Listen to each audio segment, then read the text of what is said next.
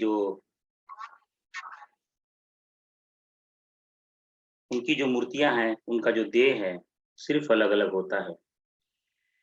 इसलिए वो भगवान शंकराचार्य वो जब बताते हुए कहते हैं, ईश्वर गुरु आत्मेति देह रूपे विभाजन भूम बंधु व्याप्त देयः दक्षिणामूर्ते नमः।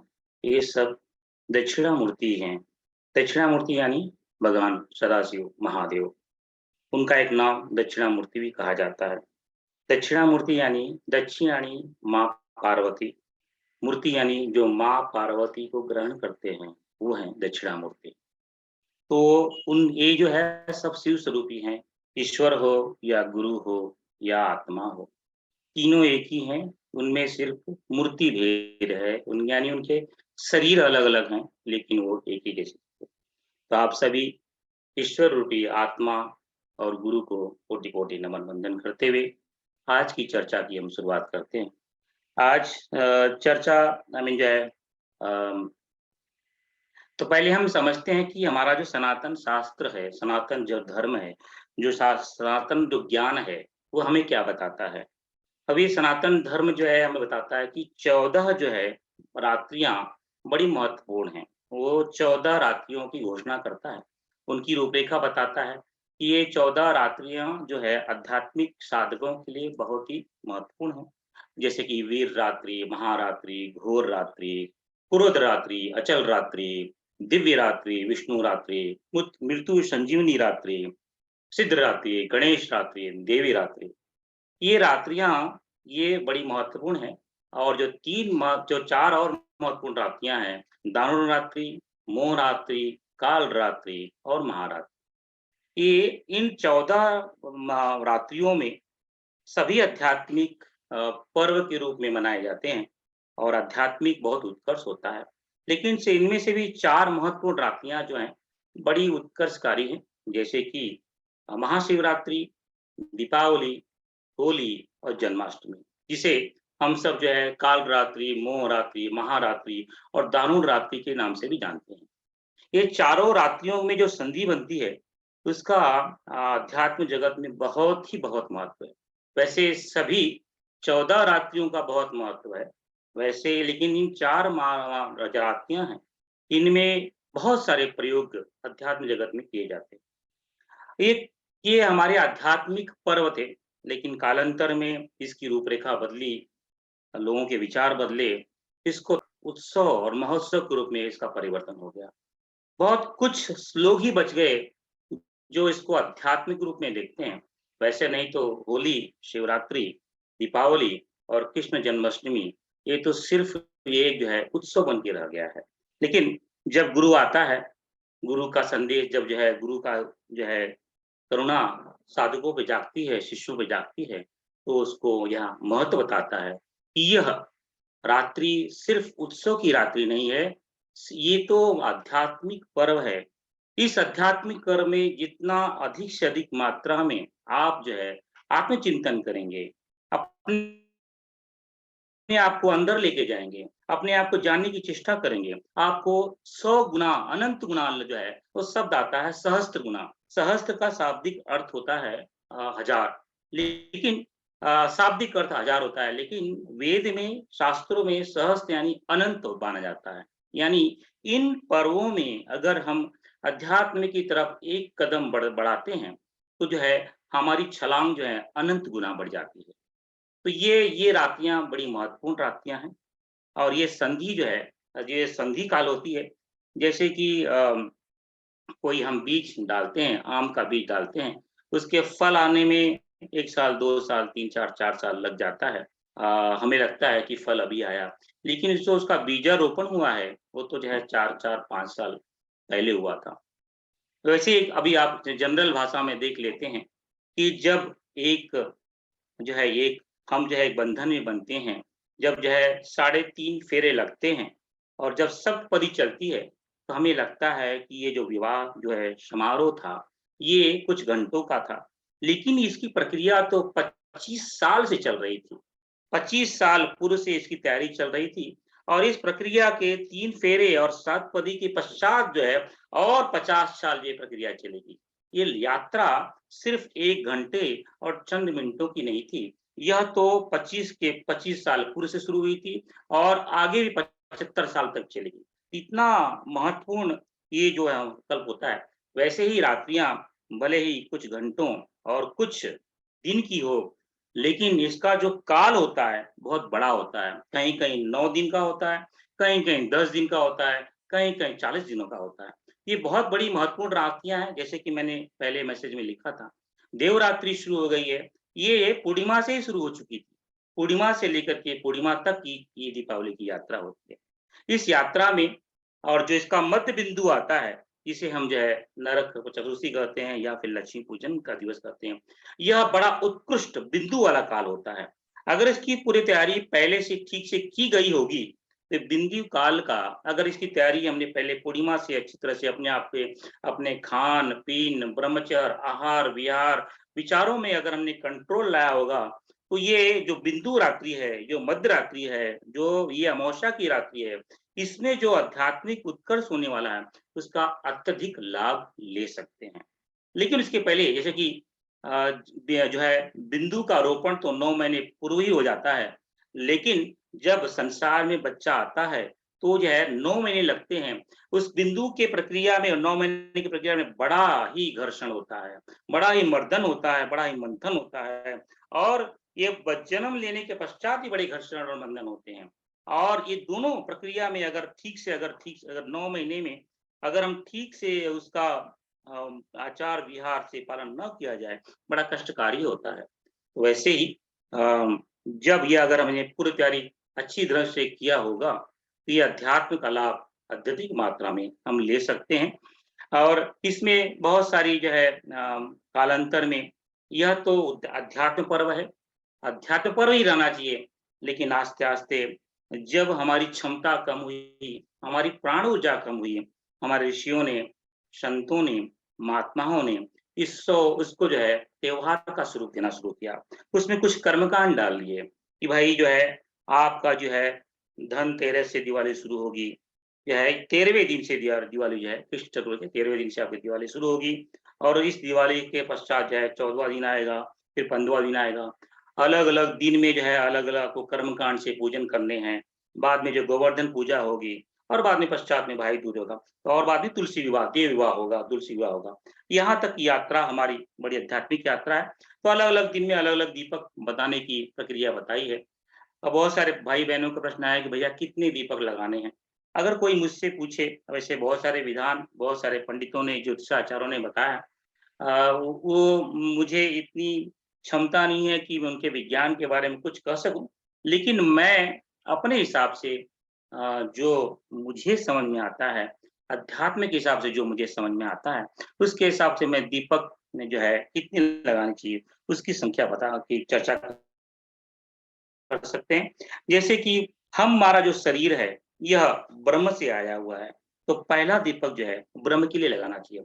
वो मध्य घर के मध्य में ब्रह्म ही सब कुछ है। ब्रह्म की स्फुरना से ही जागृति हुई है, संसार का परिपक्ष है। तो ब्रह्म की स्थापना अपने घर के मध्य में, अपने जो पहला दीपक ब्रह्म के लिए और दूसरा दूसरा ब्रह्म की स्फुरना से ही माँ आदिशक्ति का प्रकटीकरण हुआ है। तो माँ आदिशक्ति का प्रकटीकरण के लिए एक जो है जो दीपक है वो माँ आदिशक्ति के लिए जो है पूर्व दिशा में जो है वो रहे हम जो है जो पूर्व दिशा में लगाएं तो उसके साथ में ही ब्रह्मा माँ आदिशक्ति से ही उनके 3 गुण सत्य रज तम यानी ब्रह्मा विष्णु महेश का प्रकटीकरण हुआ है। इसलिए 3 दीपक माँ आदिशक्ति के सामने के नीचे 3 जो दीपक लगाए जाएं और इसके पश्चात इन 3 जो है महापुरुषों इन दिव्य शक्तियों के माध्यम से पंचभूत की जो है स्थापना हुई है। तो 5 के घर के 5 कोनों में पंचभूतों के लिए अलग जो है हम जो है दीपक लगाएँ और इसका जो हमारा सबका जो ज्ञान करवाता है, वो हमारा गुरु है और एक गुरु के लिए एक दीपक लगाएँ, वो भी पूर्व दिशा में लगाएँ और उसके पश्चात जो है ईश्वर जो हमारा इष्ट है, हम अभी गुरु अलग हो सकता है, इष्ट अलग हो सकता है, किसी के लिए गुरु और इष्ट एक ही हो सकते हैं। तो जो है ये इष्ट के लिए दीपक लगाएँ क्योंकि क्या है कोई जो है मानता तो भगवान राम को है, लेकिन जो है वो अब जो है गुरु जो है रामकृष्ण परमहंस को मानता है। तो कोई बात नहीं है, दोनों एक ही हैं। लेकिन आपकी श्रद्धा के अनुसार एक गुरु के लिए और एक जो है अपने इष्ट के लिए।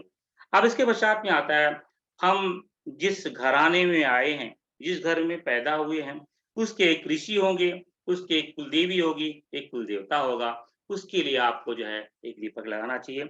और जो आपका जो डीएनए है, जो आपका जो ये चला आ रहा है, सनातन धर्म चला आ रहा है, उसके जो आपका ये शरीर है, जिसके माध्यम से मिला है, जो पूर्वज हैं, उनके लिए एक दीपक लगाना चाहिए।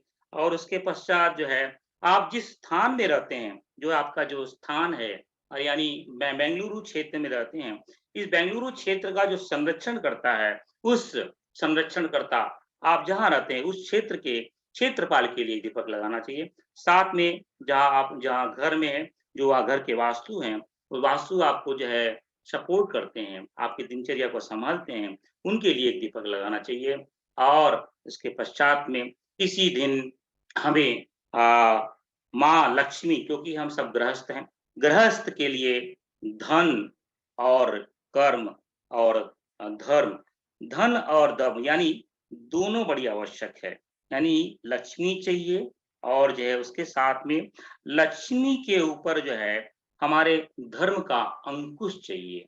तो दोनों की आवश्यकता होती है, इसलिए माँ लक्ष्मी और जो है भगवान गणेश के लिए दीपक लगा करके, क्योंकि गृहस्थों के लिए ये दोनों ही मार्गदर्शक हैं। लक्ष्मी, माँ लक्ष्मी सिर्फ़ जो है धन नहीं होती है, माँ लक्ष्मी बहुत कुछ उसका बहुत बड़ा विस्तार है, कभी उसकी चर्चा फिर कभी करेंगे, लेकिन आज के परिप्रेक्ष्य में हम सब गृहस्थों के लिए जो है माँ लक्ष्मी और भगवान गणेश मार्गदर्शक के रूप में, भगवान गणेश धर्म के रूप में, माँ लक्ष्मी जो है हमारे जो वैभव, धन के रूप में, इन दोनों का पूजन करना चाहिए। इस तरह से लगभग 15 दीपक बनते हैं। 15 दीपक हमें लगाना चाहिए और एक विशेष दीपक जो है हम सब लगाते हैं, जिससे बहुत लोग डरते हैं कि बार-बार सभी को डर लगता है। सभी का भय का एक ही कारण है, मृत्यु। मृत्यु उससे बड़ा सबको डर लगता है। ये शरीर कब छूट जाएगा, कब क्या हो जाएगा? अरे कौन काल मुझे लेके चला जाएगा?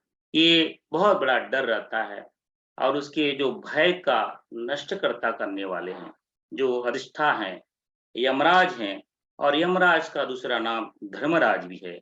तो हम जो है उनको यमराज के रूप में, अगर यमराज के रूप में अगर उनको हम दीपक लगाएँगे तो यानी भय के रूप में दीपक लगा रहे हैं। हम उन्हें धर्मराज के रूप में जो है दीपक लगाएँ और उनकी पूजन करें और उनसे प्रार्थना करें।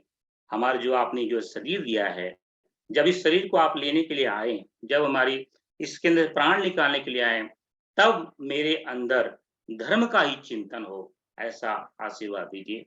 तो हम जो है उनके 2 नाम हैं, यमराज और धर्मराज। आप दोनों ढंग से उनकी पूजा कर सकते हैं और मूलतः सभी लोग जो है 99.99% लोग जो है उन्हें यमराज के रूप में पूजा करते हैं। लेकिन हम तब तो आध्यात्मिक साधक हैं। हम जो है उन्हें धर्मराज के रूप में पूजन करेंगे और धर्मराज के पूजन के साथ में ही उनसे प्रार्थना करेंगे।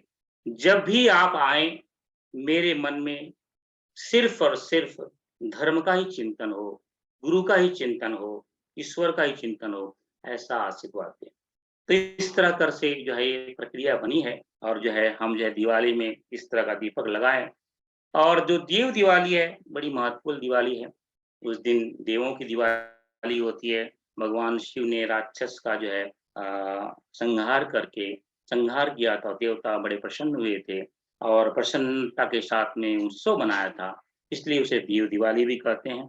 और उसी दिन ही एक दूसरा ये, क्योंकि ये हमारा जो सनातन धर्म है अलग-अलग कल्पों से आया हुआ है, जो आज हमें मिलता है, कभी ये भी मिलता है और ये कहानी भी मिलती है, ये भी कहानी मिलती है और ये भी कहानी मिलती है। क्योंकि सभी कहानियाँ सही हैं, सभी इतिहास सही हैं, क्योंकि वो अलग-अलग कल्पों से आए हैं और उसी समय आज के दिन जो देव दिवाली के दिन ही माता वृंदा और भगवान विष्णु का विवाह के रूप में मनाया जाता है, तुलसी विवाह के रूप में मनाया जाता है। तो जो है हम जो है तो हम देव दिवाली तक जो है ये इस दिवाली को करेंगे और इन दीपकों को लगाएँगे। इस तरह की जो है दिवाली के बारे में चर्चा। दूसरा एक प्रश्न ये आता है कि कुछ बहनों और माताओं का प्रश्न ये आया था कि हम तो अशुद्धि काल से गुज़र रहे हैं, हम कैसे दीपक लगाएँगे, यज्ञ करेंगे या फिर कैसे भी हम इस कर्मकांड में भाग लेंगे? अगर आप कर्मकांड में भाग लेना चाहते हैं, तो आपको अशुद्धि का पालन करना पड़ेगा। लेकिन आप जो है श्रद्धा और भावना में भाग लेना चाहते हैं, तो कोई भी अशुद्धि नहीं लगती है। हमारे जो है शरीर के 4 हिस्से हैं, एक जो है शरीर है, एक जो है मन है, एक है प्राण है और एक श्रद्धा और भावना है। अगर हम कोई भी क्रिया वैखरी से करते हैं, शरीर से करते हैं, तो उसमें पंचभूतों के जितने भी रूल्स हैं, वो सब लागू हो जाते हैं। जैसे कि भगवान अभी 9 बज गया है, तो भगवान का सोने का समय हो गया, मंदिर के फाटक बंद हो जाते हैं। क्योंकि हमने भगवान को मूर्ति के रूप में देखना शुरू कर दिया है, तो जितने भी पंचभूत हैं, तो उस मूर्ति के ऊपर लागू हो जाएँगे। वो रोएगा भी, वो सोएगा भी, उठेगा भी और भोजन भी करेगा। लेकिन अगर हम उस भगवान को प्राण के रूप में, चेतना के रूप में या फिर है हम उसको जो है श्रद्धा के रूप में देखेंगे, तो उसपे कोई भी रूल नहीं लागू होगा। उसी ढंग से अशुद्धि काल तो शरीर का है।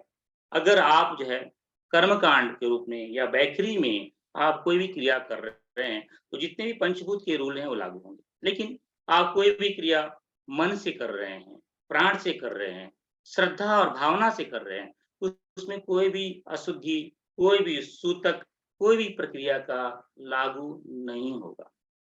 ये विज्ञान है, 4 वाणियाँ हैं, वैखरी है, मध्यमा है, परा है, पश्चंती है।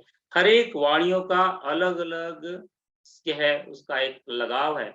वैखरी का लगाव शरीर से है, जो है मन का लगाव आपका मध्यमा से है और आपका जो है परा का लगाव प्राण से है और पश्चंती का लगाव जो है आपका श्रद्धा और भावना से है।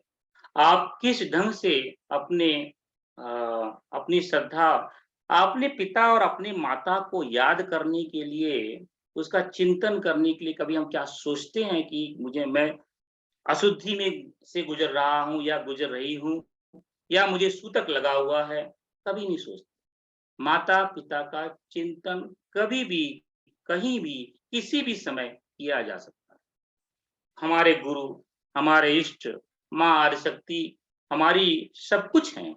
उनके चिंतन के लिए, उनके मनन के लिए, उनके श्रवण के लिए, उनको ध्यान में लाने के लिए कोई भी रूल और रेगुलेशन नहीं लगता है। हाँ, लगेगा अगर आप उनको एक मूर्ति के रूप में, एक विग्रह के रूप में, एक शरीर के रूप में और एक शरीर से आप उनको पूजन करेंगे, तो जितने भी रूल्स हैं, वो सब लागू होंगे। अगर आप एक स्त्री बन करके, आप एक पुरुष बन करके, आप एक जो है छोटा, नाटा, मोटा, पतला, दुबला भारतीय अमेरिकन बन करके किसी विग्रह की, आदिशक्ति की, सूर्य देवता की, गुरु जी की पूजा करेंगे, तो क्या होगा? आपको जो है उसके रूल्स लगेंगे। भगवान कृष्ण की मूर्ति में अगर आप वैखरी में पूजन करते हैं, तो जो है भगवान कृष्ण में भी रूल लगते हैं। तो ये प्रश्न ये है, आप किस ढंग से, किस भावना से इष्ट देवता को याद कर रहे हैं, उस ढंग से, उस भावना से आपका जो है अशुद्धि, सूतक इत्यादि के रूल आप पे लागू हैं। तो पहला ये प्रश्न हो गया। दूसरा जो है कि अब ग्रहण क्या है? अब जो है, ये तो बोलचाल की भाषा में हम बोल देते हैं भई सूर्यास्त हो गया, सूर्य उदय हो गया, लेकिन कभी भी सूर्य अस्त नहीं होता है और कभी भी सूर्योदय भी नहीं होता है। वो तो अचल है, अटल है, अनंत है, जो है वो कभी कभी उसका अस्त नहीं होता है। ये तो हम अपनी भ्रांति के वजह से हम उसको जिस ढंग से देखते हैं, हमारी पृथ्वी यानी हम जो है घूमते हैं, जैसे कि अभी ये घर है, अगर घर के मैं पीछे खड़ा हूँ तो मुझे घर नहीं दिखाई देगा और मैं बोलूँगा घर विलुप्त हो गया, तो कितनी बड़ी विडंबना है, मतलब कितनी बड़ी भ्रांति है, कितनी बड़ी मूर्खता है। लेकिन व्यवहारिक जगत में हमें वो नहीं दिखाई देता है। इसलिए हम ऋषियों ने समझाने के लिए बता दिया भाई सूर्य उदय हो गया है, अब सूर्य अस्त होने वाला है। लेकिन कभी भी सूर्य उदय होता नहीं है, कभी भी सूर्य अस्त होता नहीं है। ये अध्यात्म जगत की बात कर रहा हूँ मैं। अध्यात्म जगत में आत्मा हमेशा ही रहती है और हमेशा ही रहेगी। वो शरीर नहीं है। लेकिन आप उसको शरीर के रूप में सोचेंगे, तब जो है सूर्योदय होगा और सूर्यास्त भी होगा। तो ये जो सूर्योदय उदय है, सूर्य अस्त है, ये पृथ्वी और चंद्रमा उसकी परिक्रमा करते हैं। जब कोई चीज हमें दिखाई नहीं देती है, हम बोलते हैं कि वह जो है उसको ढक लिया गया है, उसके ऊपर ग्रहण आ गया है। उसी प्रक्रिया को हम ग्रहण के नाम से जानते हैं। अगर सूर्य है और पृथ्वी है, उसके मध्य में चंद्रमा आ जाए, उसके मध्य में चंद्रमा आ जाए, तो वो जो है सूर्य ग्रहण कहलाता है। और ये प्रक्रिया अमावस्या के दिन होती है। अमावस्या और दिवाली। दिवाली की अपनी एक बहुत बड़ी महिमा है। एक बहुत बड़ा आध्यात्मिक महापर्व है। अब इस महापर्व के संधि के साथ में सूर्य ग्रहण की संधि बन रही है। आप इसको जरा समझेंगे। अब सूर्य ग्रहण होता क्या है? अध्यात्म जगत में सूर्य यानी आत्मा। आत्मा, जैसे कि आत्मा तो अजर है, अमर है, उसका कोई नाम नहीं है, कभी ढकता नहीं है, कभी अस्त नहीं होता है, कभी उदय नहीं होता है, वो तो हमेशा शाश्वत रहता है। लेकिन हम उसको अपना जो है, हम अपने आप को शरीर मान चुके हैं। तो शरीर ढलता है, शरीर सोता है, शरीर जागता है, शरीर का जन्म होता है, तो हम उसको है शरीर मानते हैं। और उसी वो शरीर ही है जो चंद्रमा के रूप में उसको ढकता है। अब जब जो है पृथ्वी यानी मैं, यानी आत्मा, और मेरे यहाँ जो मानने वाली प्रक्रिया है, मन, बुद्धि, चित्त, अहंकार यानी चंद्रमा, उसको मान लेते हैं कि अब जो है आत्मा ढक चुका है, अब आत्मा नहीं है। अब इस प्रक्रिया में होता क्या है? ये ऐसी संधि होती है कि जब ये सदृश रूप से दिखाई दे कि आत्मा और परमात्मा, यानी आत्मा और परमात्मा के मध्य में मन, बुद्धि, चित्त, अहंकार का एक लेप लगा हुआ है, यानी ग्रहण लगा हुआ है। उस ये ज्ञान जब आ जाता है, तो उसमें बहुत बड़े प्रयोग होते हैं। उसमें अभी मैं अगर भौतिक शास्त्र की बात करें, ज्योतिष शास्त्र की बात करें, आयुर्वेदिक शास्त्र की बात करें, ये तीनों शास्त्र इस दिन का बड़ा इंतजार करते हैं और इनकी गणनाएं करते हैं। ज्योतिष शास्त्र के अनुसार से जब भी ग्रहण लगता है, उसके पूर्व और उसके बाद बहुत सारे हलचल होती है। और इन दिव्य संधियों में दीपावली के दिन में सूर्य और चंद्र ग्रहण, सूर्य ग्रहण लगना और चंद्र ग्रहण लगना बड़ी उथल पुथल लेके आता है, युद्ध की प्रक्रिया लेके आता है, भूकंप की प्रक्रिया लेके आता है, विध्वंस की प्रक्रिया लेके आता है, नेगेटिविटी की प्रक्रिया लेके आता है, और जो है बहुत सारे धरने, हड़ताल की प्रक्रिया लेके आता है। ज्योतिष शास्त्र और सही है शास्त्र है। आयुर्वेदिक शास्त्र के अनुसार ये होता है कि हमारा जो फोटो हम जो है, हमारी जो पृथ्वी पे जो भी जीव जंतु, शरीर या फल फ्रूट्स जो भी पैदा होते हैं, सूर्य के फोटोसिंथेसिस प्रक्रिया से पैदा होते हैं। सूर्य को पृथ्वी तक आने के जो समय है 8 सेकंड लगता है, और वो जो है बध जाता है, रुक जाता है। जितने समय तक जो है वो सूर्य की किरणें रुकती हैं, उतने समय तक जितने भी जीव जंतु, फल फ्रूट्स हैं, उसमें प्रक्रिया बंद हो जाती है। वो प्रक्रिया बंद होने से उसका विस्फोटन होता है, और वो विस्फोटन होने से अगर उस समय भोजन किया जाए उसके पहले, और ये भोजन और उस प्रक्रिया से जो बना हुआ जो भोजन है बाद में, वो बड़ा नुकसानदायी होता है। इसलिए हमारे यहाँ जो ये विधान बनाया ऋषियों ने कि भाई सूर्य ग्रहण या चंद्र ग्रहण के समय, क्योंकि किरणें नहीं आ रही हैं, तो आयुर्वेदिक शास्त्र के अनुसार से हमें भोजन नहीं लेना चाहिए। तो ये हो गया आपका आयुर्वेदिक शास्त्र, ये हो गया आपका जो है ज्योतिष शास्त्र। अब खगोल शास्त्रियों की इस दिन की ऐसी प्रक्रिया बनती है कि इस अलग-अलग तारों, सितारों का इस दिन जो है बहुत सारे जो खोज हुए हैं, हमारे गैलीलियो से लेकर के, आइंस्टाइन से लेकर के, न्यूटन से लेकर जितने भी लोग हैं, और अभी जो है जो अभी के जो साइंटिस्ट हैं, जितने भी जिन्होंने अधिक जो है खोज की जो उनकी संख्या है, और जो उसका थीसिस है, उसके अंदर जो उनको सहायता मिली या सक्सेस मिला है, ये ग्रहणों की वजह से ही मिला है। ये खगोल शास्त्रियों के लिए, आयुर्वेदिक शास्त्रियों के लिए, और जो है ज्योतिष शास्त्रियों के लिए बहुत महत्वपूर्ण का दिन है।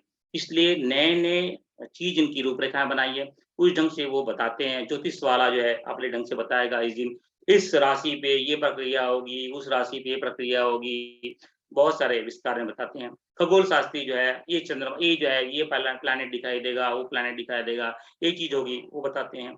और आयुर्वेदिक बताता है कि ये खाना नहीं खाना चाहिए, इसके भोजन इसके पश्चात स्नान करना चाहिए, सब जितने भोजन है उसको फेंक देना चाहिए और फिर से इतने घंटों के पश्चात इतने ये भोजन तैयार करना चाहिए, इत्यादि प्रक्रिया जो है उसकी हम चर्चा नहीं करेंगे क्योंकि ये मेरा विषय नहीं है और इन पे मैं ज़्यादा मैं इनको ज़्यादा महत्व भी नहीं देता हूँ। मेरा विषय तो अध्यात्म है। अध्यात्म की संधि बड़ी दुर्लभ है। दीपावली की संधि और सूर्य ग्रहण की संधि एक साथ में बन रही है। ये बड़ा विलक्षण है। हर एक गायत्री साधक के लिए, हर एक आध्यात्मिक साधक के आध्यात्मिक जगह पे पथ पे चलने वाले साधकों के लिए एक बहुत ही महत्वपूर्ण संधि है।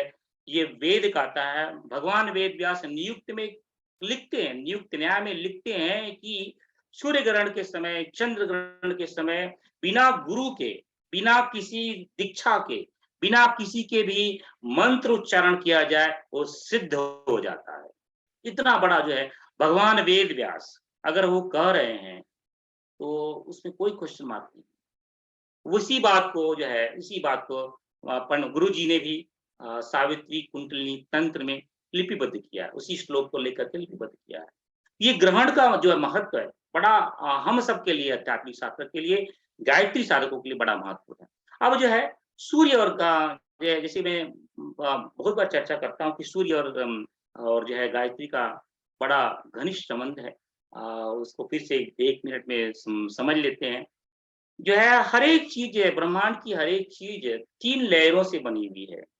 एक तो उसकी आत्मा है, उसमें आत्मा के ऊपर उसका कारण शरीर है, कारण शरीर के ऊपर जो है उसका जो है सूक्ष्म शरीर है, सूक्ष्म शरीर के ऊपर जो है उसका जो है आपका जो है आप क्या है हम जो है स्थूल शरीर।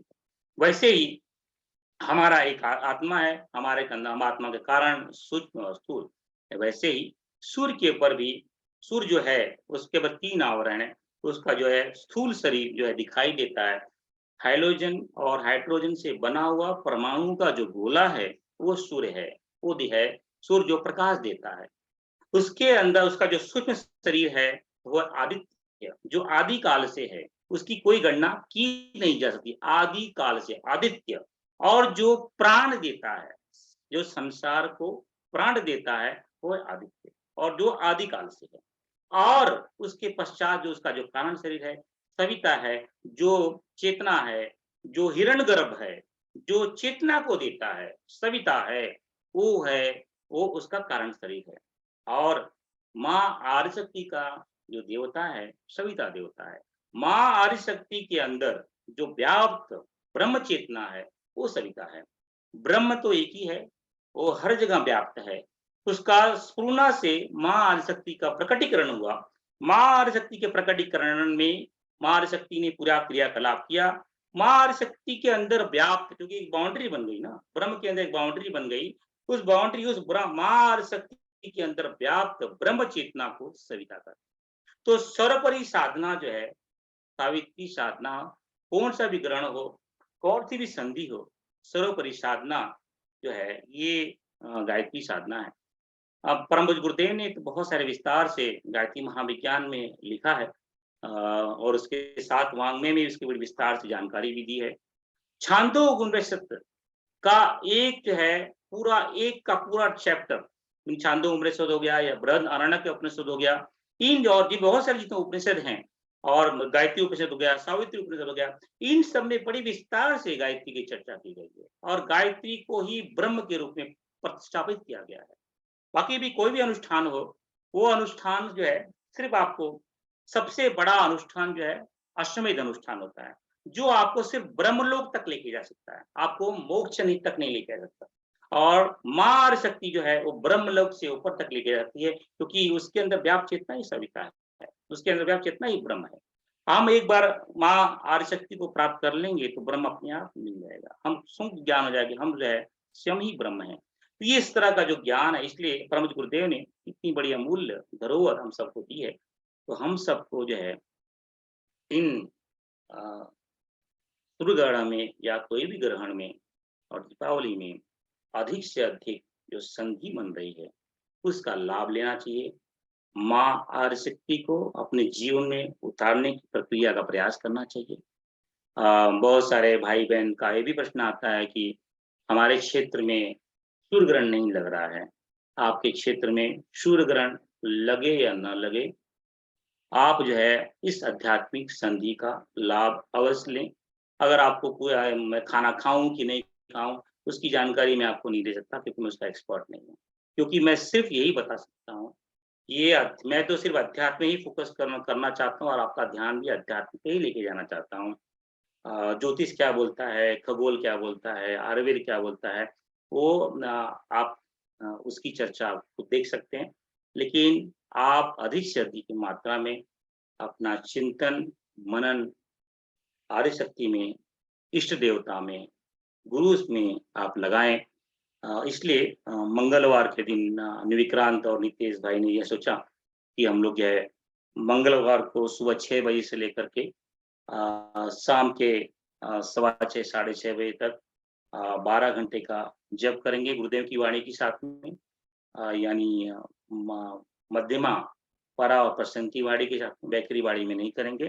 पहले भी नहीं करते हैं, हमेशा हमेशा उसको मंगलवार को 12 घंटा का परम पूज्य गुरुदेव के बैखरी गुरुदेव का बैखरी वाणी रहेगी, हमारी जो है उनके साथ में जो है हम अपने मन, प्राण और श्रद्धा को लगाएँगे।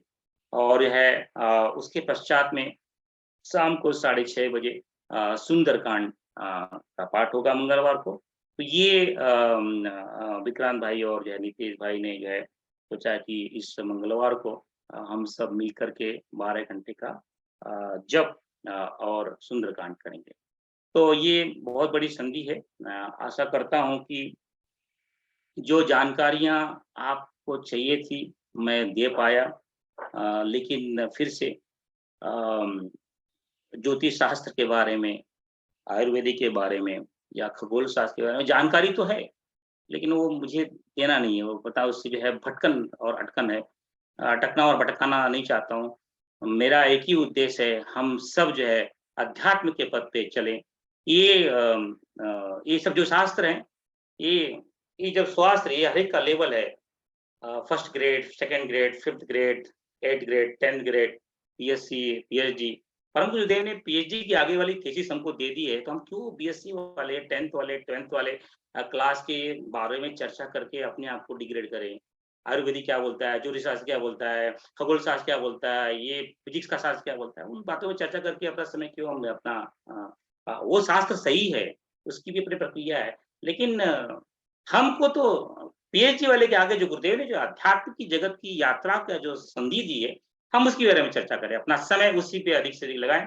कोई भी अशुद्धि नहीं हो सकती है, कोई भी सूतक नहीं होता है। आप जो है जो है अपनी श्रद्धा, मन और प्राण से साधना 12 घंटे, 14 घंटे, 16 घंटे कीजिए। अत्यधिक लाभ आपको मिलेगा और ये अवश्य है कि ये सूर्य ग्रहण बड़ा विध्वंस लेके आएगा क्योंकि उसकी प्रक्रिया शुरू हो चुकी है और ये पहले से बहुत मैंने हमारे ग्रुप में चर्चा मैंने बताया था कि ये बड़ा कठिन है ये सूर्य ग्रहण क्योंकि पिछले साल भी बड़ा कठिन था, इस साल भी बहुत कठिन है क्योंकि दोनों दीपावली और देव दिवाली पे सूर्य और चंद्र ग्रहण लग रहे हैं। तो जो है कुछ ज्योतिष शास्त्र के हिसाब से कुछ न कुछ जो प्रक्रिया तो घटेगी, तो जो है ठीक उससे हमें कुछ फ़र्क नहीं पड़ेगा। हमें जो है अध्यात्म जगत पे, अध्यात्म के पथ पे चलने वाले साधकों के लिए बहुत बड़ी संधि है और इस संधि के लाभ हम सबको अधिक से अधिक मात्रा में लेना चाहिए। इसी के साथ में आप सभी को प्रणाम। वैसे हमारे जितने भी वॉलंटियर भाई-बहन हैं उनको मिलकर के काफ़ी समय हो गया 8-10 महीने हो गए। तो मैंने सोचा इस चर्चा को जो है जो दीपावली, सूर्य ग्रहण और इसकी चर्चा को यहीं पे हम रोकते हैं। लेकिन जो भी रुकना है चाहे रुक सकते हैं लेकिन जो है हमारे भाई-बहन बहुत सारे अ, अ, उनसे मुलाकात करने की मेरी इच्छा थी इसलिए मेरी एक भी इच्छा थी कि मैं उन सबसे मुलाकात पता नहीं आज काफ़ी दिनों से मैं सोशल मीडिया और जैसे काफ़ी अपने आप को दूर रख रहा और रास्ते से लगता है प्रक्रिया मैं अपने आप को दूर रखते ही जाऊँगा, अपने आप को एकांत में रखूँगा। लेकिन ऐसा एक चल रात में चिंतन आया कि अपने भाई-बहनों को एक बार मिला जाए। तो जो है उसने बोला कि जो है हम लोग चर्चा करते हैं, जितने भी वॉलंटियर भाई-बहन हैं रुकना मिल आए हैं, तो वो उनसे चर्चा कर लेते हैं या और जो भी भाई-बहन रुकना चाहें, उनसे भी चर्चा कर लेते हैं। कुछ प्रश्न हो तो उसकी अध्यात्म भी चर्चा कर लेते हैं। तो नितेश क्या करेंगे? इसी पे चर्चा करेंगे कि दूसरी आईडी पे करेंगे? और फिर बाद में करेंगे? जैसा भी आप बताएं। मुझे तो फाइन है बिकॉज़